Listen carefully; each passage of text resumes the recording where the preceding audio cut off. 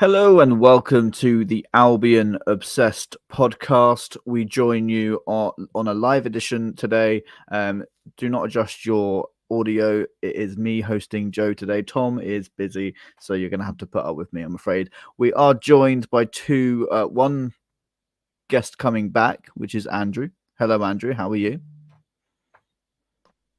Not too bad, thank you very much. Good stuff. And making his Albion Obsessed debut, we've got Matthew. How are you, mate?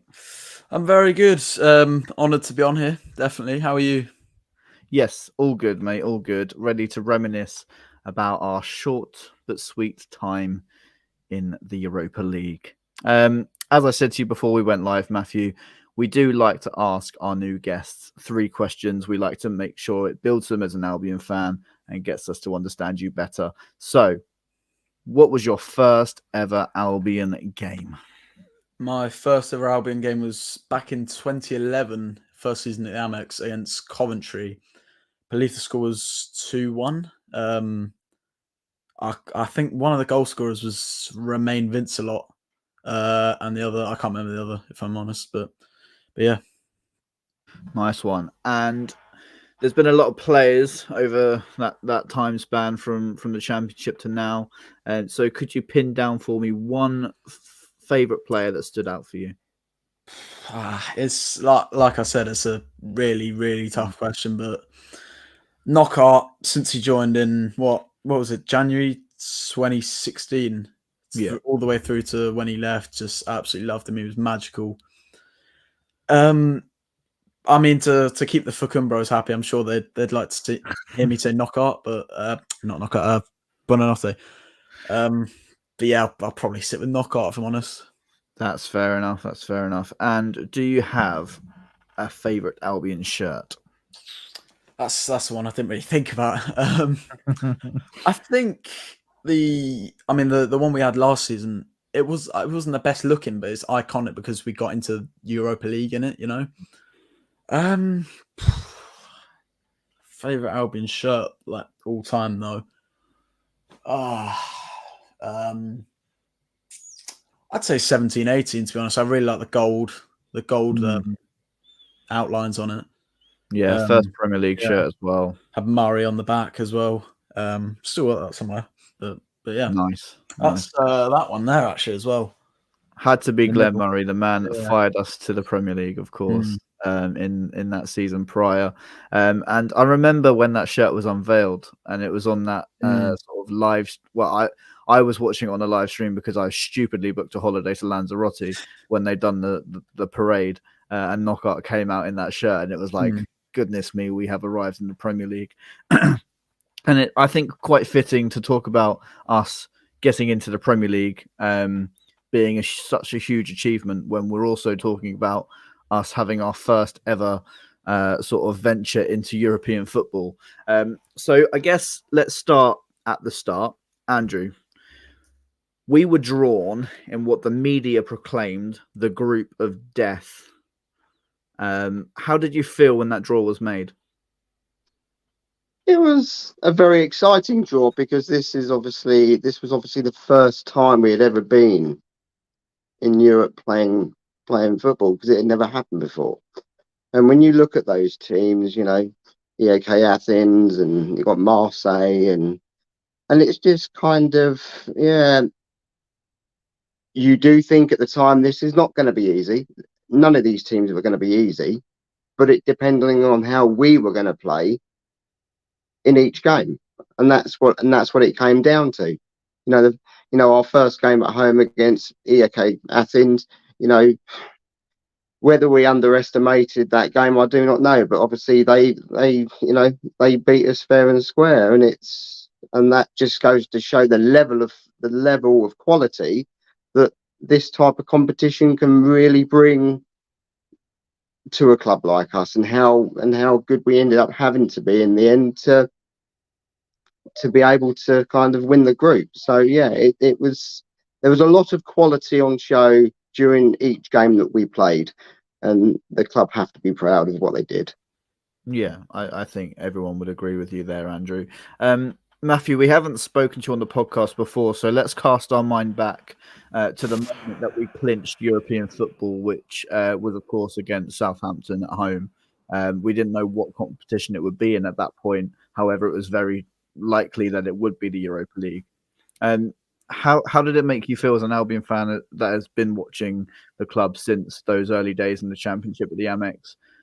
Roman Vincelo, Ashley Barn, and then seeing fire ourselves into European competition. Well, I just want to point out Mackel Smith as well. Legend. But I mean, it was a huge game. I was really, really nervous throughout the whole 90 minutes. I remember when Walcott broke through and scored that second goal for Southampton, I was like devastated. But I don't know how it got ruled out. It's the tightest of margins. But yeah, it was an emotional day. It was also my granddad's last game at football, because unfortunately he's not physically able to get to games anymore. So my dad was in tears, and yeah, it was just a really, really special game all round for the club, for me, my family, and it was good for my granddad to see us clinch European football as well. So. Yeah, I always find it really emotional when people talk about the older generation watching this football club reach these heights of European football. And I went on the Amex tour today, and I went with a Hereford fan who was 7 years old, stood on the terraces when we played that game against them. And that one moment in history has meant that all of this could be possible. And I just wonder how proud these people are watching us, compete against Marseille, Ajax, beating... I know we didn't win on aggregate, but beating Roma at home. These are all huge nights for this football club, and it's definitely something to be celebrated, which is what we're going to do on tonight's live stream. So if you are joining us live and want to get involved, please do drop the comments below, and we will try to get through the comments as quickly as we can.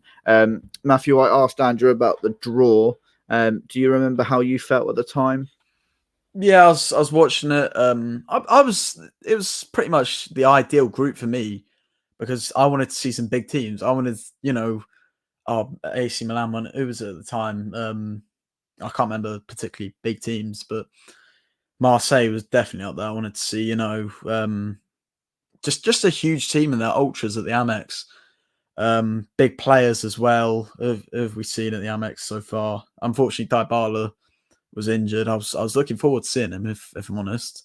Not that he did us any favors in the first leg. But yeah, I was hoping for the big teams to come to the Amex mostly, and at the time I was thinking also we'd give them a run for their money, because we just had an awesome season. We'd started the season really well as well. So yeah, I was optimistic, definitely. Yeah, for sure. Let's cast our minds back then to, I can't remember the date. You'll have to shoot me because of that. But let's cast our mind back to, I think it was September when we played our first Europa League game. It was a very, very rainy night at the Amex. So let's see what happened in that game. To the edge, on mark! What a header! AK Athens have the lead. Pedro steps up and slides it in. Albion's first ever goal in Europe, scored by João Pedro. Set piece delivery, 2-1. AK Athens. Stuttered run up. Pedro, perfect from the spot again. Albion level for a second time. And the long ball, and it's dropped.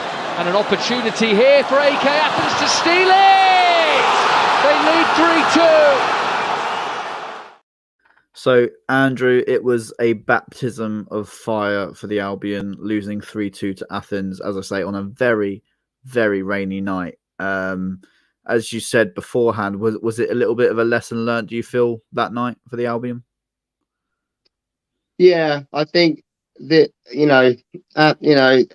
the game itself, everybody was was well up for it. We went into this game not really knowing how this side was going to play, and I think we actually underestimated them. I think we thought we were just going to walk it, because it's something that we tend to think we're going to do, and yeah, they were quality. They had so much quality going forward. It was quite fantastic to see.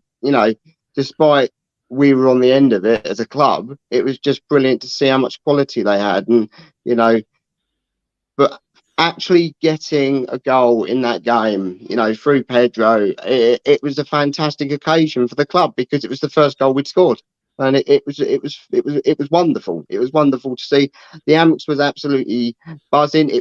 You know, you could see everybody was excited, and that's what this competition physically brings to a club of this kind, because it's just, like you say, never happened before. Yeah, definitely. Just going to read out a few of the comments that we've received so far. So George has tuned in for his first live stream. Hello, George. And Bandito says, I still remember the day my granddad called 6-year-old me up to his computer where he had the current team's club photo up. He asked me to pick a player for me to support when we go. We've been going to matches every year since. The older generation are the reason we all support this football club. Absolutely, 100% right. You know, I've had many conversations with my granddad, my mum, my dad, who've, you know, seen all the rubbish times. So that's why, as I say, we want to celebrate the club's achievement of getting into Europe for the first time. Yes, it ended not when we didn't want it to. However, I think it's still something we should celebrate. Matthew, the Athens game, from your perspective, then it wasn't the result we wanted, but I think we probably couldn't have asked for a better game. It was sort of up and down, wasn't it? Yeah, I think it was also the humbling that we needed because, as Andrew said, I thought as well we went into the game, in a way, a little bit arrogant. We underestimated Athens. They were a really tough physical side. They got some really good quality in their team.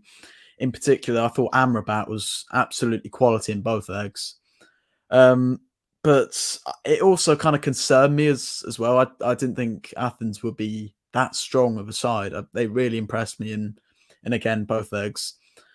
And it concerned me as well that we scored both goals from penalties and we didn't really have too many major chances from open play. So I thought the rest of the group was going to be a lot more difficult.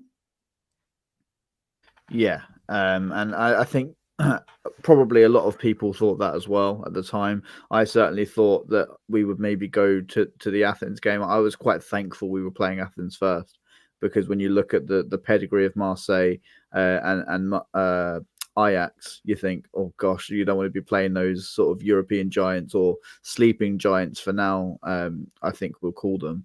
I think Marseille are doing. I don't even know how they're doing in the league, but I know that they're obviously strong in our Europa League group. Yeah, for me, it was just, you just hope that we would go out and just show the world the real Brighton. And I don't think we quite saw that until a little bit later on in the competition. Another baptism of fire that we had was we had to go to Marseille next away. Very tough place to go. The Velodrome there. Did any of you guys go to Marseille at all? No. Wish I did, personally. I mean, the Velodrome is one of the most iconic, recognisable stadiums in Europe. But from the sounds of things, I'm quite glad I didn't go. But it would have been an experience seeing us come from 2-0 down at the Velodrome with that hostile atmosphere. Yeah, exactly. You mentioned us coming from 2-0 down. Let's see how the game panned out in the south of France. The 1-2 as well. Great ball across. Great goal. Marseille lead. Beautifully worked. Brighton hoping the damage doesn't get worse here, but it might, and it does. 2 in a minute for Marseille. It's all going wrong. Not well here, Lamptey. Now Mitoma. Mitoma cuts it back. Should be 2-1. It's 2-1. Pedro against Lopez. Pedro. He doesn't miss from the spot. Clinical. So, Andrew, Matthew already said we come from 2-0 down. There were 2 quick goals in the space of a minute for Marseille in the first half. And we really saw the true De Zerbi Brighton come out in the second half, I think. And obviously came back to 2-2. How did you feel that game went for us? Well, going into that game, it was kind of, you knew that Marseille were going to be top quality side again. You knew that was going to happen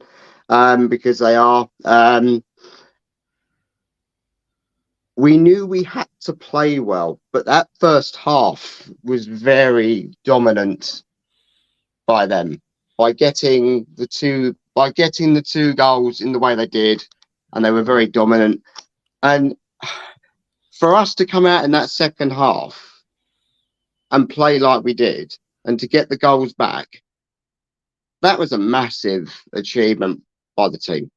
You know, we played really, really well, and we deserved that draw out in Marseille. We deserved the draw, something, and we played incredible, and it was the team spirit was there because they knew what was it. They knew that they could win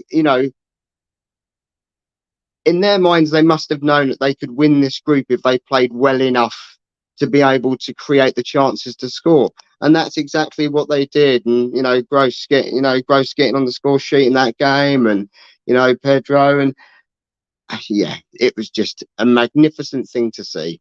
It really was. Yeah, for sure. Matthew, that game, we had a few chances in the first half to maybe pull it back to 2-1 and go into the half with our heads held a little bit higher. But then obviously we came out and the second half performance was as good as it was. How important do you think that was in the context of the rest of our group stage? I think going 2-0 down was again a bit of a humbling. I think we needed that because that's the level we were playing at. We had to adjust. It was just two very avoidable goals. I think wasn't the first goal a steal mistake? If I might be wrong. But and the second one was the dunking mistake. Dunk mistake. So two avoidable goals, which at this level you get punished for. Teams are ruthless. So going into half time 2-0 down, I was very, very disappointed. I feel like we got a goal a little bit out of nowhere. We weren't doing much with the possession we had. I might be wrong with that, but yeah, I mean, I was a little bit shocked when Pascal did pop up and score us that goal. I thought it was going to be one of those nights where we'd create chances in the first half, we create a few that maybe we should have done better with, and then it just phases out. And I think we were also lucky to get awarded the penalty at the end. I'm not saying lucky. I think Lamptey earned it. He was very, very good, got to say. Yeah, he's quality at left back as well. I think he'd just played left back at Old Trafford as well, and put in a fantastic performance there. So Tarek gives us that explosiveness up the wings and makes defenders make a challenge, and it's always going to be one way or the other. And obviously VAR, was it VAR helped us out that game? No, am I getting that mixed up with Athens?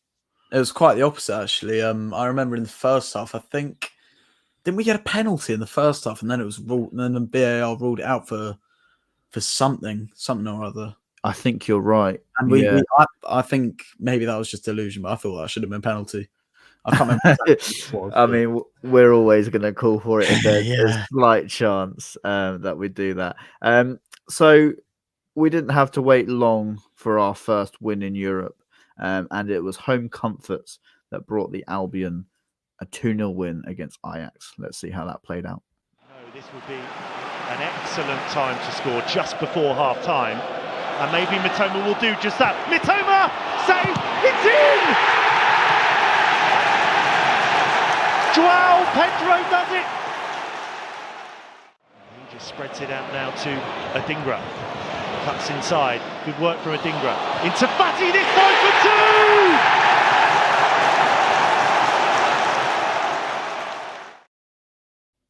So, as I said, Andrew, home comforts brought Albion their first ever win in the Europa League.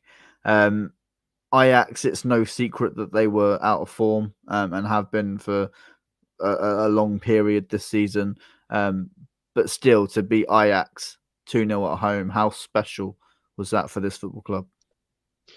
I don't think it really makes any difference whether Ajax were out of form or not, Joe, to be honest. I think Ajax were, we played exceptional. We were at home, we were in front of our own crowd, and we pulled a performance out the bag that I think many people didn't think was going to happen. I think we had a couple of rough games before where we had kind of, lost the first one, got a draw out the second one, and then we come back to the Amex and get, a vital win, which that then boosted everything for us, because we knew that, we were on the brink of possibly doing something special within the group. And that turned everything for us at that time. We knew that we were going to have a big game with Marseille back at the Amex, but you've got to give the club and the team a lot of credit for putting every ounce of pressure on that game to be able to do what they were doing. And yeah, it was just a fantastic win by the team on the night, and De Zerbi did everything that the players did everything De Zerbi wanted, and it turned out to be a perfect evening. Yeah, Matthew. Andrew says a perfect evening for the Albion, keeping a clean sheet. I think that was our first clean sheet of the season as well. So that was a huge boost for us for the rest of this season, going forwards. Ajax at home, first ever Europa League win under our belts. Really special, right? Mm-hmm. Yeah, I just want to reiterate everything Andrew said. Really, yes, it is Ajax. It's a huge club. They've won numerous Champions Leagues, even semi-finalists back in 2019 in the Champions League. Yes, they are terrible this season, but I think the fact it's Ajax and the fact they're such a huge club in a huge presence, just it's so special to us, given what 26 odd years ago, what we were going through and what they were going through. It's such a contrast. Yeah, exactly. And we didn't have to wait long for our second win in Europe, which was a mirror of the game at home. Let's see how things panned out for the Albion in Amsterdam. Oh, given away. Adingra. He finds Fati, who charges forward. Massive chance, and Fati slides it in. Very nicely done from Dahoud, who now comes to join the attack. Fati racing goalwards. Fati slips it to Adingra. Big chance this. Adingra! Albion double the lead. Matthew, let's stay with you on this one, mate. That Fati Adingra link up was something that I hoped we saw sort of take a little bit more fruition in the league, but obviously was diminished by Fati getting injured, Adingra going to AFCON, and also being injured for a little bit as well. How special was it to see those two link up that night? And they were just unplayable. Well, I mean, the whole team was unplayable. We were brilliant that night. And I really thought we were going to see the best out of Fati. And that was, I thought before he got injured, we'd seen the best out of Fati. And we've seen he's clearly a talented player. He's just in terrible form. But again, Adingra, even Dahoud, I think that was one of his, 3 good games for the club. He was pretty unplayable as well, I thought. And just, De Zerbi got it bang on and winning away again at Ajax and Johan Cruyff Arena. It's just such a special event for the club. Yeah, for sure. Andrew, Matthew mentions that we just saw the best of Fati probably getting towards his peak and then obviously getting injured. I remember as well him coming on against Bournemouth. Him and Matoma came on against Bournemouth earlier this season as well, and just completely flipped the game on its head. How has Fati been a disappointment for you? And a lot of people saying waste of money, £7 million for a loan. Has he lived up to the expectation, do you think? It's very difficult to say, isn't it? Because at the end of the day, he's a young player that's got an awful lot of talent.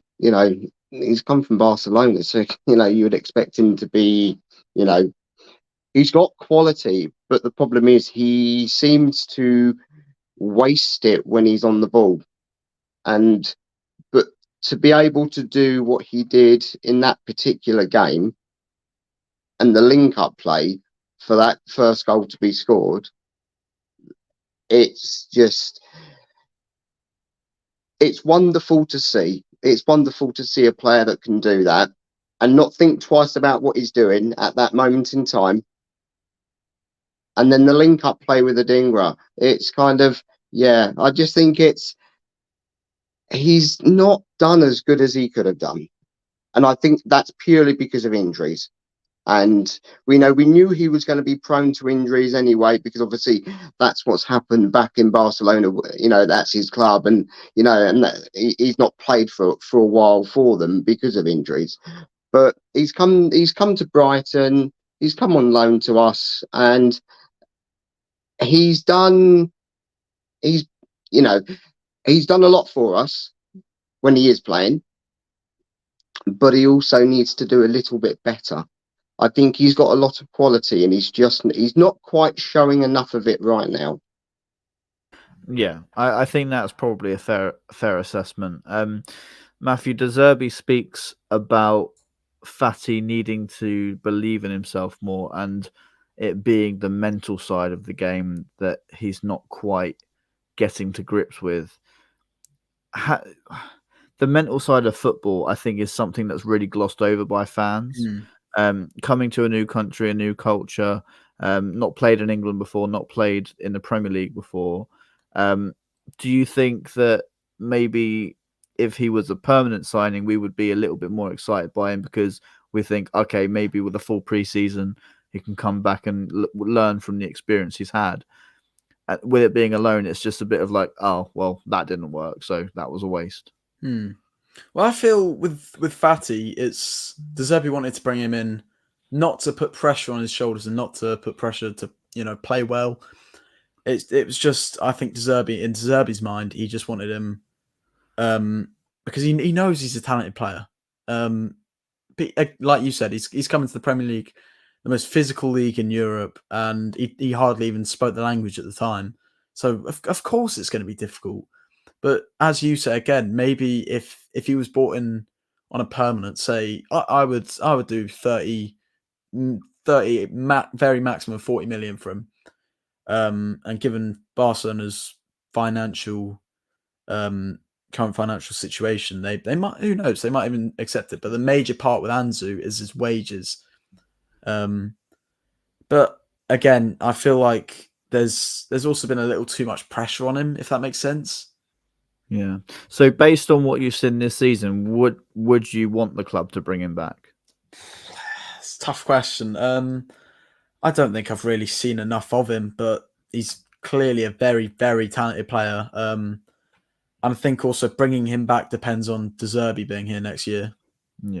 Yeah, definitely. I think it's right what you say. We probably haven't seen enough of him, and the sample size we're working with is very small, because he had the great purple patch ahead of his injury, and then he's come back and he's not quite had the chance to sort of settle down and get back into the rhythm that he was in.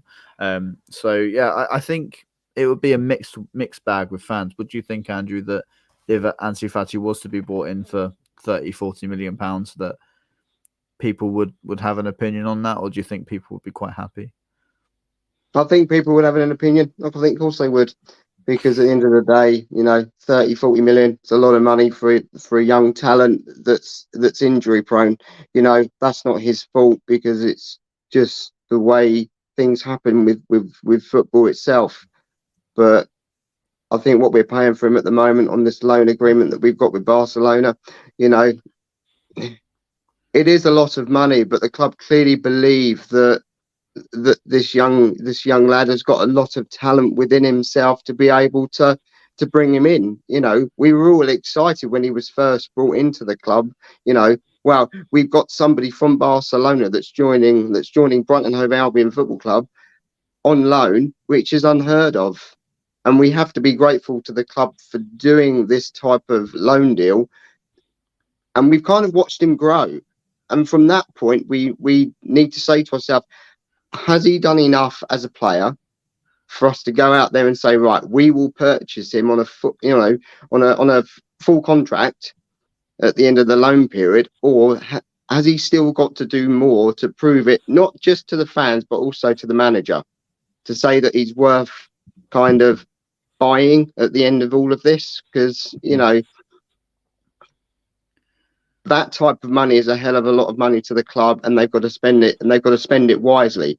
And, you know, is this young chap worth that money to spend? That's the biggest question they've got to ask themselves. Very true. And with Ibrahim Osman coming in, Matthew, probably something that the club won't explore to have Ansu back on a loan or a permanent deal. Would you think that Ibrahim Osman is that sort of replacement for Ansu going forwards? I would have thought so, yeah. And we've been linked with various wingers, you know, Bargi from Copenhagen as well. But I think Ansu was a little bit of a... I'm not saying it was a rush, but since we didn't get Kudus, which I'm absolutely gutted we didn't get him, because you see him at West Ham, he's absolutely balling. But I think at the time, yeah, Fati was sensible. It was obviously realistic. Zerbi thought that, and he had a conversation with him on the phone. I'm really excited to see Osman coming in pre-season. Hopefully, Zerbi's still here. It's hard to talk about prospects for next season, isn't it? Because we just don't know what's going on with De Zerbi. Is he going to sign a new contract? Is he going to go to Liverpool? Is he going to go to Bayern? Is he going to go to Barca?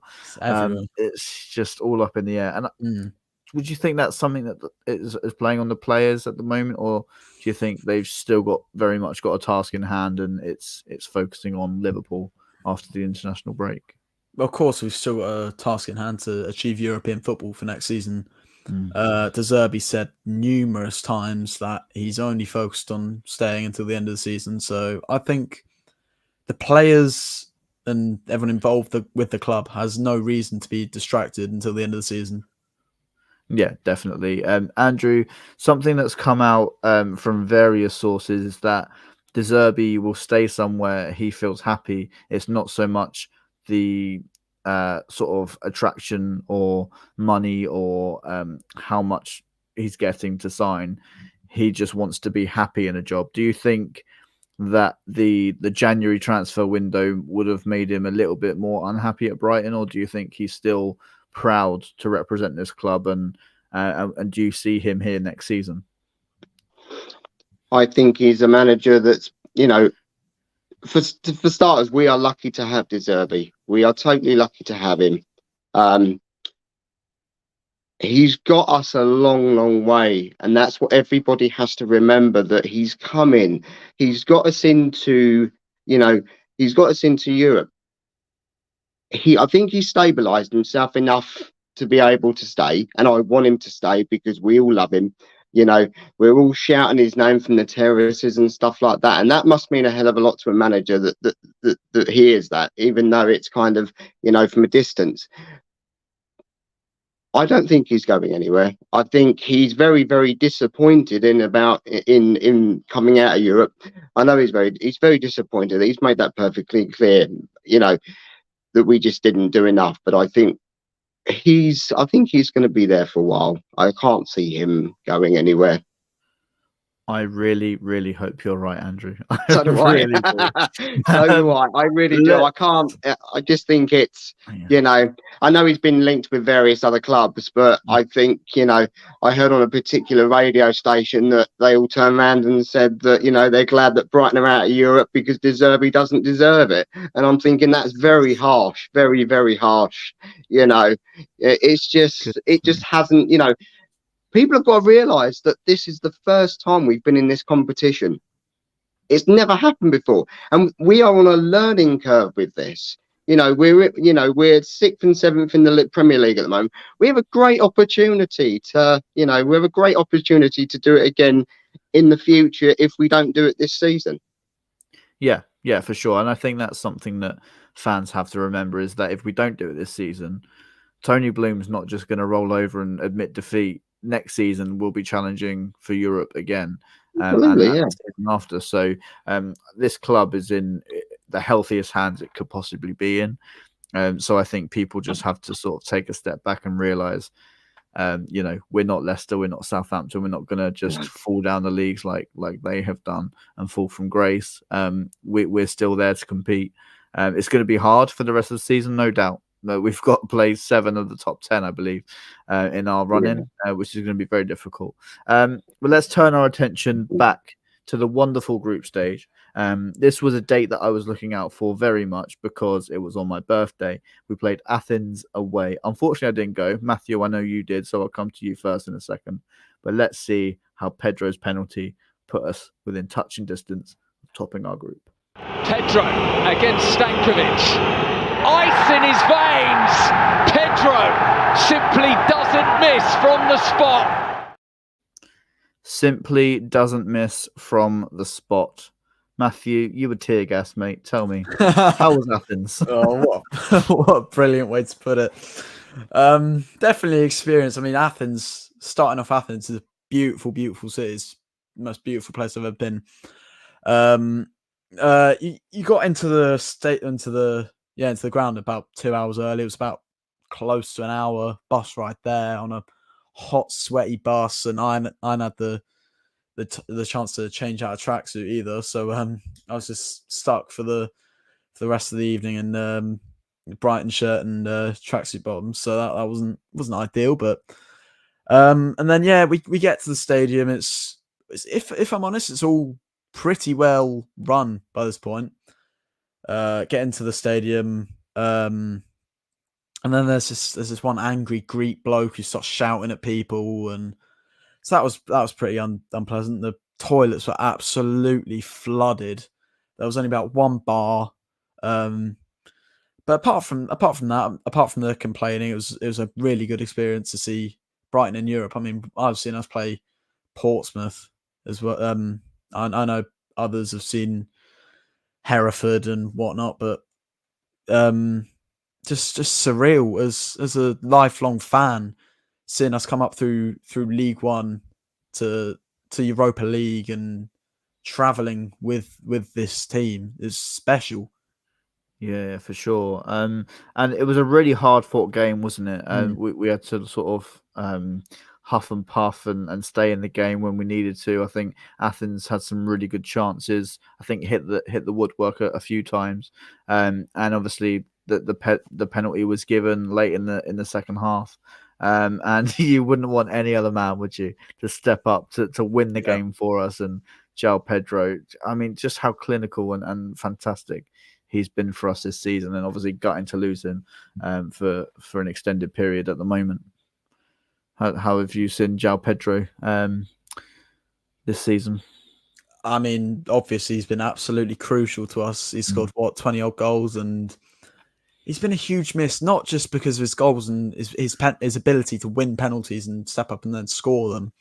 His hold-up play, his dribbling, his progressive runs, everything about him we just miss. And Welbeck, give credit to him. He's done a really good job trying to replicate that role. He's been asked to, I think, drop deeper and play a very similar role, but obviously a huge miss. Yeah, massive. And Andrew, pause in the comments. Mark, I know Mark's first name. Why did I just read it out as pause? Mark. I don't think that De Zerbi will leave in the summer. I don't think he's proved himself enough for one of the big clubs. I believe he'll stay at least for one more season. Just touching back on what you said, another person who thinks De Zerbi will stay. And something that's been mentioned a lot to me at the moment as well is that these big defeats, 4-0, 3-0, maybe proves that De Zerbi might not be ready for a big job. What do you think of that, Andrew? I don't. As fans, we can't say whether he's ready or whether he's not ready, because that's not down to us. That's down to De Zerbi himself, and we have to respect that. As far as I'm concerned, and I hope all the other fans that are either watching or listening agree, that we have a special manager. He's still got to prove. He's still proving within himself. You know, he's still got a lot to learn. He keeps on saying that, and it's kind of, you can't, we've had we've stabilised ourselves with him, and I think we are doing incredibly well with him. And I think we just need to kind of back him all the way. And I think anybody that gets on his back for no reason whatsoever, but just to have a moan, I think they just need to kind of, you know, back off a little bit, because he's doing, you know, he's a wonderful manager, and you know the club went in for him because he was the only manager they had that they wanted after Potter left. And you know, he's done amazing so far. He's done a wonderful job, to be perfectly honest. You know, we've stabilised ourselves within the top 10 of the Premier League at this moment in time. You know, and I know he wants to do better, and you know, you can see he wants to do better, and you can see how frustrated he gets when the games go completely against us. Yeah, definitely. But we all have to stick by him, because that's what we do as fans. 100% would fully agree with that. Talking of sticking by our team right to the very end, let's take a trip down memory lane and think about that wonderful game at home against Marseille. Lallana, Gross, great ball for Pedro, it's opened up, Pedro! Albion were not to be denied! Look at the emotion! Top spot within Brighton's grasp, thanks to the Europa League top scorer João Pedro, who does it again on European night. Does it again on European nights. I remember before that game, I tweeted out the video because I was trying to get myself psyched up for the game. I tweeted out the video of McAllister scoring at the Ajax against Man United, that last-minute penalty. And I said, and I don't really saying it because it's funny. I said, this is the best moment the Ajax will ever see. This will never be topped. João Pedro said, Alexis, hold my beer. And my gosh, that was easily the best moment I've ever experienced in football. I said from that moment, I don't care what happens next. The fact that that's just happened in front of our very eyes. Matthew, how special was that moment, seeing João Pedro jump into the crowd, 89th minute winner to top our Europa League group, the group of death, they called it. Just words fail me. I mean, such a special moment for the club. We've come such a long way, and the fact it was in the last minute, and like I just there's some games where I get a feeling where we are gonna go on and get a win, and that was just one of those games. I was like, you know, it's coming, and I saw that the chance got through to Pedro. I was like, this is it, and then bang, top corner, just perfect. One of those perfect life moments. Just brilliant, just absolutely brilliant. Yeah, 100%. I got the Zala as well. Out there it is. Get goosebumps every single time I look at it. Shout out to Mazzala as well. We run giveaways with them on occasion, and they're great at what they do. So if you haven't checked them out, this isn't a sponsored plug, but do go and check them out. They're really good prints. Mark is just pointing out Pedro's winner against Marseille was up there with the Reinhardt goal in 1997. Yeah, I mean, you know, this club has experienced so many incredible moments. And, you know, in the 83 Cup final, fans probably thought this can't get any better. When we won League One and got promoted and got our home back, fans probably thought this can't get much better. When we got to the Premier League, fans thought this can't get much better. João Pedro scores against Marseille. Andrew, surely it can't get any better. Well, there you go. It says it all, doesn't it? Yeah, look, that particular game, we went into that game knowing that if they got a draw out of it, they would win the group. So we had to go into this game and we had to win this game. Now, the most likeliest person that would come up with something special would be Pedro, whether it be in the first 10 minutes of that game or whether it be, you know, in the 90th minute. We knew he would do something if he could.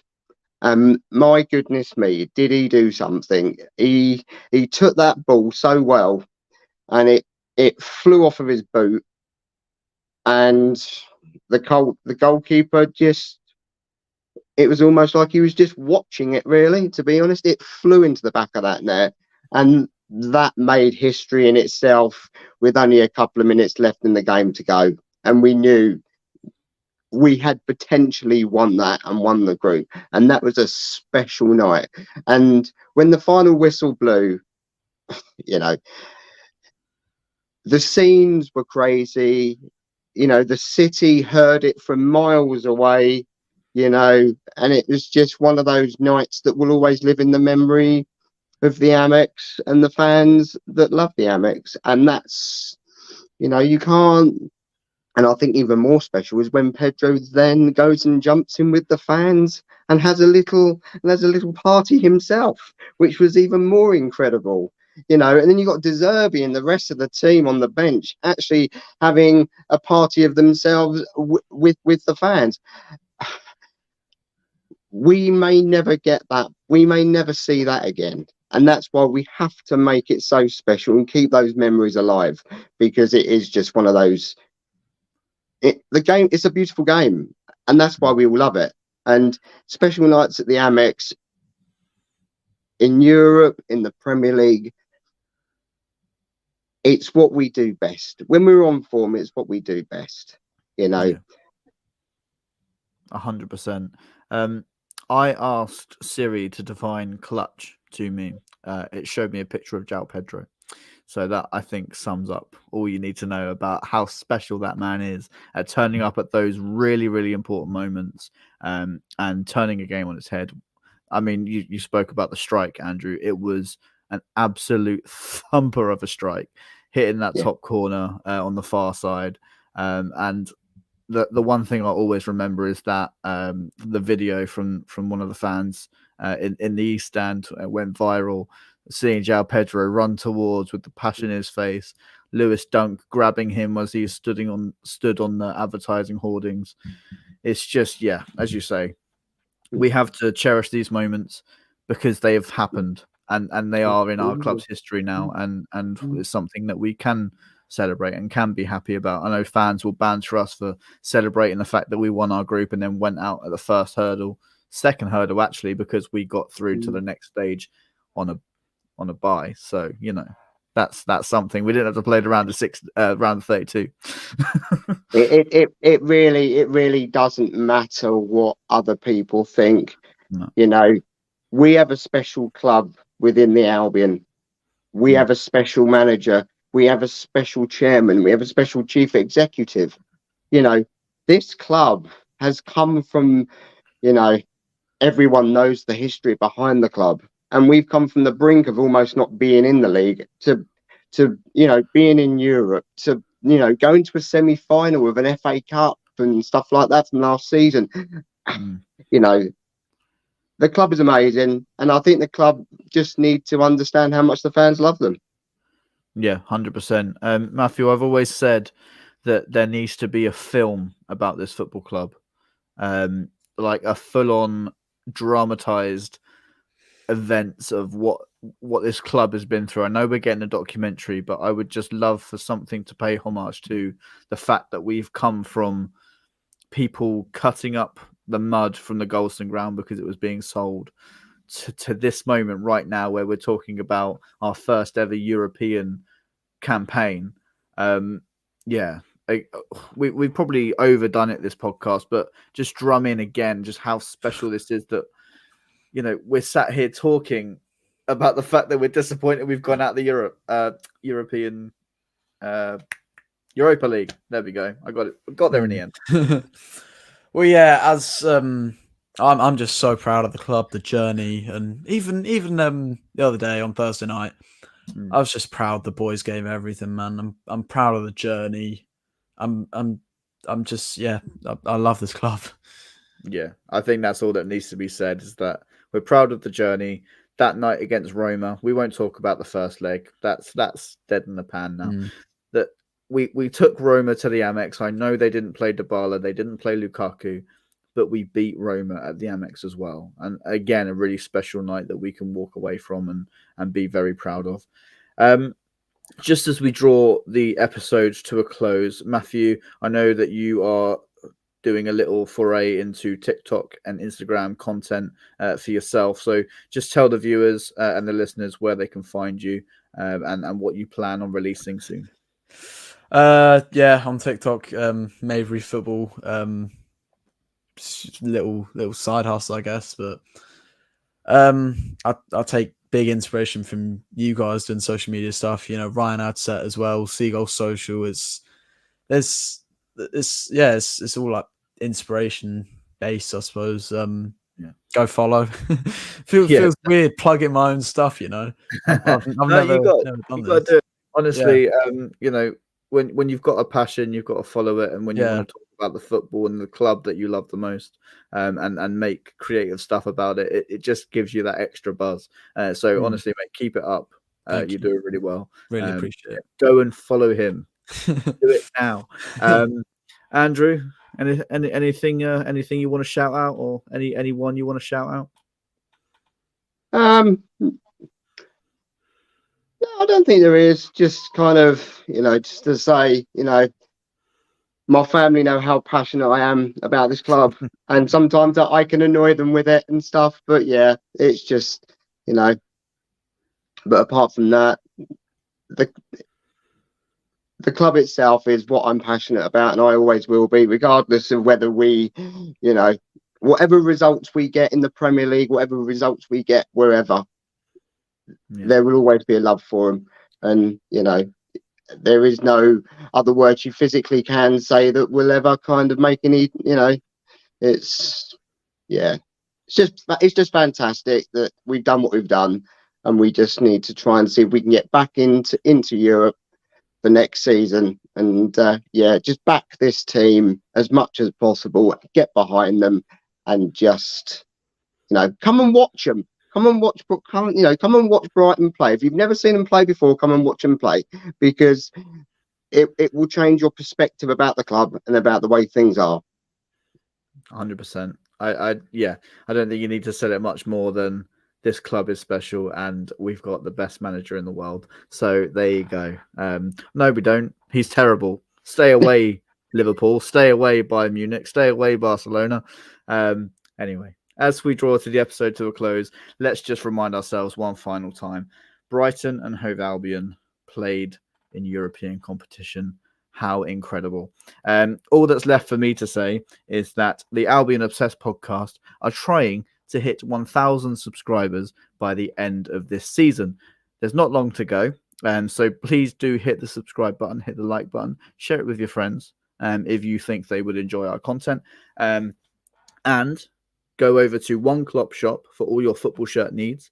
Enter code Albion Obsessed at checkout for an extra 10% off your order. And wherever you may be, whenever you may be, we will see you next time. Cheers, guys. Take care.